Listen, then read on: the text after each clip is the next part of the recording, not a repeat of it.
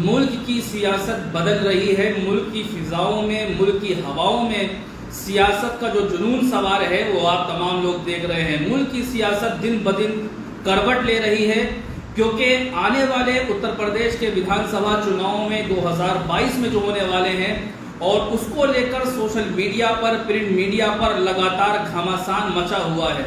2022 में होने वाले विधानसभा चुनाव में तमाम सियासी जमातों ने तैयारियां शुरू कर दी हैं, तमाम सियासी दलों ने तैयारियां शुरू कर दी है। समाजवादी, बसपा, कांग्रेस, लोकदल, तमाम दल तैयारी करना शुरू कर चुके हैं। तरह तरह की बयानबाजियां हो रही हैं, तरह तरह के उलटफेर हो रहे हैं, और सबसे बड़ी बात यह है कि 2022 में होने वाले विधानसभा चुनाव में बैरिस्टर असदुद्दीन अवैसी साहब की पार्टी भी मैदान में उतरने की पूरी तैयारी कर चुकी है। 2022 में होने वाले विधानसभा चुनाव में 100 सीटों से जायद लड़ने का ऐलान किया है जनाब शौकत अली साहब ने, और मुल्क की राजनीति दिन ब दिन करवट ले रही है। मुल्क की सियासत रोजाना बदल रही है, नौजवान जागरूक हो रहा है। सोशल मीडिया पे आप देख रहे हैं लगातार किस तरीके से नौजवानों के अंदर जागरूकता आ रही है, नौजवान बेदार हो रहा है। और पहली बार सियासत में, पहली बार राजनीति में ऐसा हुआ है कि मुल्क का नौजवान सियासत में हिस्सेदारी की मांग कर रहा है। आप तमाम लोग लगातार सोशल मीडिया पर एक्टिव हैं, आप तमाम लोग सोशल मीडिया पे देखते हैं, यूट्यूब पर वीडियोस देखते हैं कि किस तरीके से नौजवानों की वीडियोस आ रही हैं, और लोग सवाल कर रहे हैं समाजवादी पार्टी से, लोग सवाल कर रहे हैं सेकुलर जमातों से, जिन लोगों ने 70 सालों से मुसलमानों का वोटों का इस्तेमाल किया, 70 सालों से मुसलमानों के वोटों से सत्ता की कुर्सी पर बैठने का ख्वाब देखा। अब वो लोग इन तमाम सेकुलर जमातों से सवाल कर रहे हैं कि आपने मुसलमानों को सियासत में क्या दिया है। मुसलमानों के वोटों से सत्ता की कुर्सी पर बैठने का ख्वाब देखने वालों से सवाल कि 70 सालों से मुसलमानों को क्या दिया।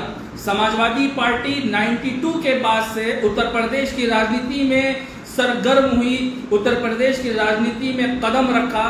बाबरी मस्जिद के शहीद होने के बाद बाबरी मस्जिद के मलबे पर समाजवादी पार्टी की बुनियाद रखी गई। एक 4 फुट का नेता खड़ा होता है और वो कहता है मैं मुसलमानों का मसीहा हूँ, मैं मुसलमानों का लीडर हूँ। मुसलमानों ने उसको अपना लीडर तस्लीम किया, मुसलमानों ने अपना उसको नेता माना, उसको उत्तर प्रदेश का चीफ मिनिस्टर बनाया। उसके बाद 2012 में उसके बेटे को चीफ मिनिस्टर बनाया। 2012 के अंदर जो सरकार बनी थी उत्तर प्रदेश के अंदर, मुसलमानों के वोटों से जो वादे किए गए थे मुसलमानों से, वो वादे पूरे नहीं हुए। सरकार चली गई, वादे अधूरे रह गए।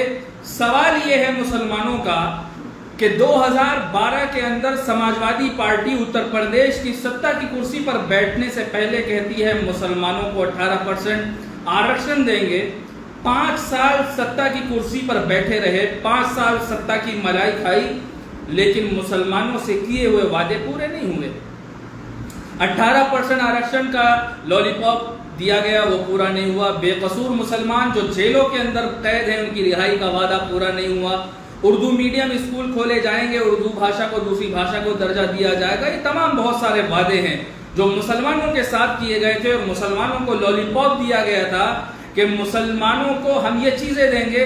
अब फिर से वो दिन लौट के आ रहे हैं। 2022 का चुनाव आ रहा है, फिर मुसलमानों से वादे किए जा रहे हैं, और मुसलमानों को फिर लॉलीपॉप देने की पूरी तैयारी की जा रही है।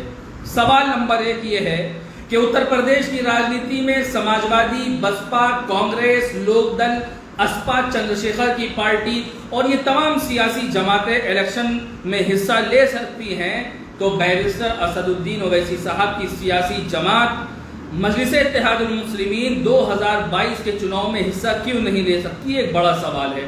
सोशल मीडिया पर समाजवादी, कांग्रेस के लोग, ये IT सेल के लोग एक प्रोपेगेंडा शुरू कर रहे हैं कि ओवैसी साहब वोट काटने की राजनीति करते हैं, ओवैसी साहब वोट काटने के लिए आ रहे हैं। मेरा सवाल ये है कि 2019 के लोकसभा चुनाव में भाजपा को हराने के लिए समाजवादी, बसपा, कांग्रेस, लोकदल का एक महागठबंधन तैयार हुआ था।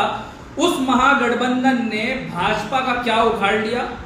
सवाल नंबर 2 ये है कि ओवैसी साहब अब की बार गठबंधन से चुनाव लड़ रहे हैं। यूपी के अंदर तो समाजवादी बसपा कांग्रेस के लोगों को क्यों दिक्कत हो रही है? सवाल नंबर 3 ये है कि जितनी भी ये सेकुलर जमातें हैं जो मुसलमानों के वोटों से सत्ता की कुर्सी पर बैठने का ख्वाब देखते हैं, उन्होंने मुसलमानों को क्या दिया? चौथा सवाल ये है, समाजवादी पार्टी खुदा न खास्ता 2022 में अगर उत्तर प्रदेश में सरकार बनाती है तो मुसलमानों को क्या मिलेगा? सवाल नंबर 5 ये है कि समाजवादी पार्टी, बसपा, कांग्रेस, जितने भी सेकुलर जमातें हैं, क्या वो 2022 में होने वाले विधानसभा चुनाव के लिए किसी मुस्लिम चेहरे को मुख्यमंत्री या डिप्टी सीएम का चेहरा बनाएंगे या नहीं बनाएंगे? बड़े सवालात हैं और ये सवालात लेकर इसलिए हाजिर हुआ हूं क्योंकि सोशल मीडिया पर ये समाजवादी और बसपा और कांग्रेस के लोग जो ओवैसी साहब के खिलाफ मुहिम चला रहे हैं, उन तमाम लोगों से सवाल लेकर हाजिर हुआ हूं। यकीनन ये लोग सोशल मीडिया पर तरह तरह की वाहियात बातें लिखते हैं, गालियां लिखते हैं, बुरा भला लिखते हैं, वीडियो को एडिट करते हैं, लेकिन सवाल ये है कि ओवैसी साहब अगर चुनाव लड़ रहे हैं तो दिक्कत क्यों हो रही है? अगर मुसलमान सियासत में बेदार हो रहा है, अगर मुसलमान सियासत में हिस्सेदारी मांग रहा है, अगर आज मुल्क का नौजवान बेदार होकर अपने हक के लिए खड़ा हो रहा है, तो उसमें दिक्कत की क्या बात है? 70 सालों से मुसलमानों का दलित से भी बदतर हाल हुआ है। इन सब का जिम्मेदार कौन है? सवाल लेकर हाजिर हुआ हूं, लेकिन ये लोग सोशल मीडिया पर वाहियात बातें लिखते हैं, सोशल मीडिया पर गलत टिप्पणी करते हैं। ओवैसी साहब को बी टीम और सी टीम का इल्जाम लगाया जाता है। अरे हम कह रहे हैं यूपी वालों से, हम कह रहे हैं समाजवादी, बसपा, कांग्रेस, लोकदल के लोगों से कि अगर बीजेपी को उत्तर प्रदेश में रोकना है तो ओवैसी साहब को गठबंधन का हिस्सा बनाइए। गठबंधन का ऑफर कर चुके हैं, फिर क्यों नहीं गठबंधन का हिस्सा बना रहे हैं? फिर क्यों नहीं बनाते गठबंधन का हिस्सा? अब ये 2022 में हारेंगे तो ठीक रहा, ओवैसी साहब पे फोड़ेंगे और मुसलमानों पे फोड़ेंगे कि मुसलमानों ने वोट नहीं दिया। आज मुल्क की सियासत में, मुल्क की राजनीति में अगर कोई वाहिद लीडर है जो मुल्क के मिल्ली मसाइल पर, मुसलमानों के, दलितों के, आदिवासियों के, पिछड़ों के मिल्ली मसाइल पर बेबाकी के साथ संविधान के दायरे में अगर कोई बात करने वाला है तो वो नकीब मिल्लत, शेर हिंदुस्तान, बैरिस्टर असदुद्दीन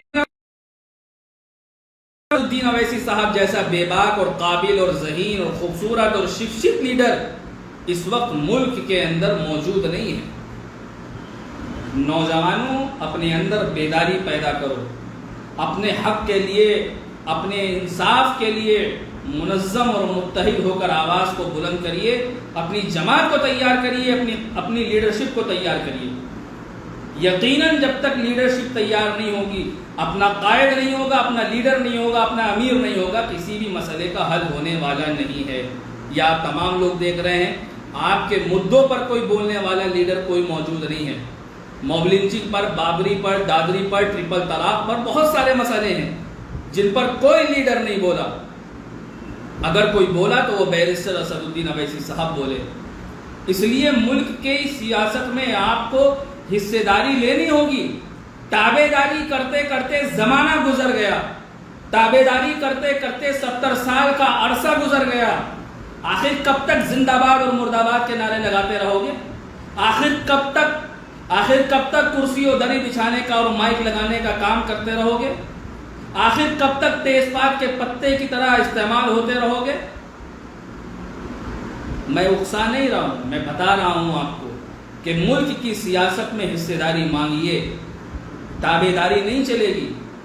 आपका अपना लीडर, आपकी अपनी जमात, आपकी अपनी लीडरशिप आपके पास मौजूद है, लेकिन सपा कांग्रेस के आईटी सेल के लोग सोशल मीडिया पे आके लोगों को बहकाने का काम कर रहे हैं। वैसी बी टीम है, सी टीम है, तरह तरह के वाहियात इल्जामात, लेकिन हम इन इल्जामात से डर कर, घबरा कर बैठने वाले नहीं हैं। पूरी ताकत, पूरी जोश व खरोश के साथ 2022 में होने वाले विधानसभा चुनाव में हिस्सा लेने जा रहे हैं। और पूरी मजबूती के साथ इंशाअल्लाह ताला इलेक्शन लड़ेंगे। और जो लोग ये कहते हैं कि ओवैसी का कोई वजूद नहीं है, जो लोग ये कहते हैं कि मजलिस का कोई वजूद नहीं है, 2022 में इंशाअल्लाह बता देंगे कितना वजूद है। तुम्हारी चूल तक अगर नहीं हिला दी तो मजलिस इत्तेहादुल मुस्लिमीन को फिर बताइएगा। हमारे अंदर वो ताकत और वो सलाहियत मजलिस इत्तेहादुल मुस्लिमीन ने पैदा की है। अल्लाह ने वो हिम्मत और ताकत दी है कि 2022 में होने वाले विधानसभा चुनाव में इंशाअल्लाह मुंहतोड़ जवाब दिया जाएगा।